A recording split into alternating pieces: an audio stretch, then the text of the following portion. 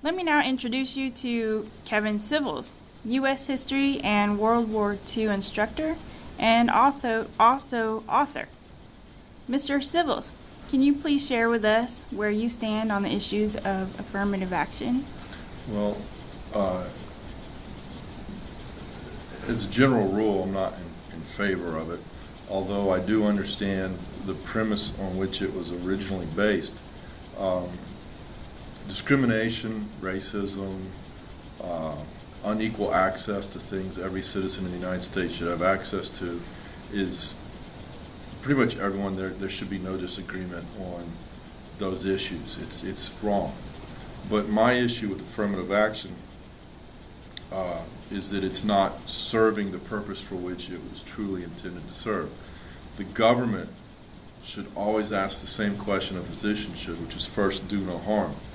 And in this case, in order to help one group of citizens, you're going to necessarily harm or infringe on another group of citizens.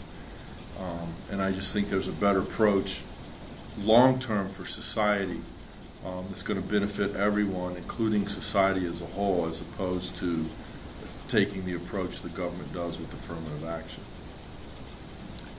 Great, thank you for that. Can you tell me what role should affirmative action properly play in American life? Well, the goal, as originally intended, was for disadvantaged groups to be able to have access to certain things like jobs, education, opportunities that every American should have the same chance as any other citizen to access. The problem is that when you initiate minority set-asides or the lowering of standards for one group to advance at the expense of another, you're going to discriminate against another group by denying them access. So while I understand that these underprivileged groups or disadvantaged groups would have difficulty accessing these opportunities without the affirmative action model, either all discrimination is wrong or it's all justifiable. And so you're dealing with a slippery slope here. And I also think that you're dealing with multiple issues where, first, do no harm. One example would be there's racism or prejudice based on ignorance versus racism and prejudice based on experience.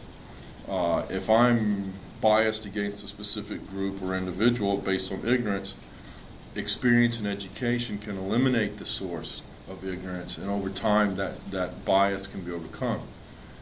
Bias created based on experience, you'll never overcome.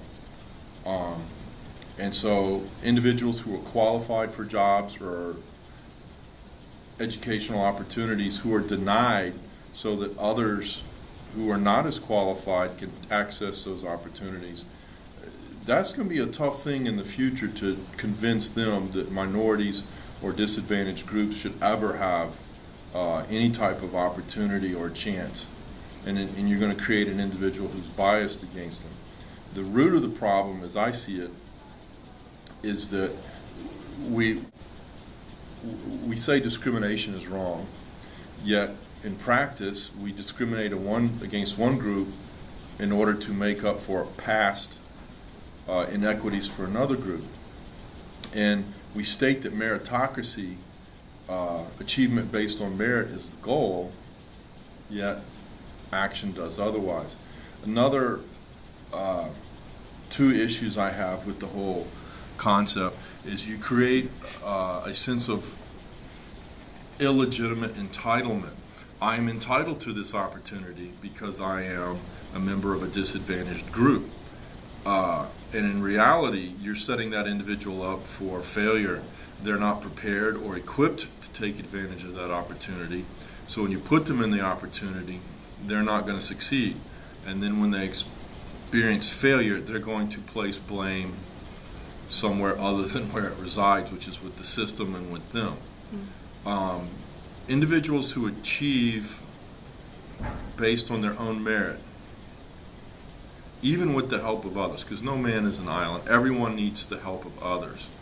But anyone who achieves based on merit builds true self-confidence, and they understand they're not entitled to anything except what they earn. When you create a subclass within society that has an entitlement mindset, you're guaranteeing conflict within the society for the duration which that subclass possesses that attitude. And what's your next question?